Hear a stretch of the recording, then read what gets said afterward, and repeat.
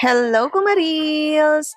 Dahil nga summer na ay napagdesisyonan namin ni Daddy Coco na mag-invest ng chest freezer. Matagal ko na kasi talagang gustong magdagdag ng paninda na ice candy, homemade ice cream, Graham bar sa shop namin. At since ramdam na talaga ang summer ay sa tingin namin ito na talaga yung tamang panahon. At since excited nga ang kumari nyo ay gumawa na ako agad ng ice candy at sa mga nagtatanong nga ay ito na ang video tutorial kung paano ko ginawa. Una ay nagpakulo ako ng 1.5 liters ng water, tapos yung cornstarch naman na 2 cups ay tinunaw ko sa 500 ml ng water. Kapag kumukulo na nga yung water, ay pahinaan na natin yung apoy, tapos ilagay na natin yung tinunaw natin na cornstarch, and then continuous lang dapat yung paghalo natin para hindi siya masunog or magbuo-buo hanggang sa maging ganito na nga yung consistency niya. Kapag ang consistency niya nga ay mukha na siyang transparent, pwede nyo nang patayin yung apoy, tapos ilagay nyo naman yung 2 liters of water. Total of 4 liters of water nga ang lahat ng yan, and then haluin nyo lang ng haluin hanggang mag-well combine na nga siya. Tapos naglagay nga ako dito ng 1 can Angel creme densada and 1/2 na white sugar. Huling nilagay ko naman ay 3 cups ng Enjoy milkshake na cookies and cream ang flavor. And then haluin nyo lang ng haluin hanggang ma-dissolve lahat ng ingredients hanggang maging ganito na nga yung consistency niya.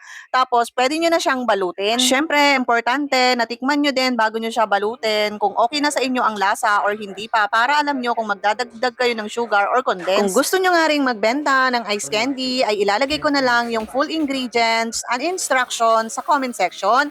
At syempre, maglalagay na rin ako ng yellow basket para makabili kayo ng ingredients. So ayun lang for today's video. Thank you for watching!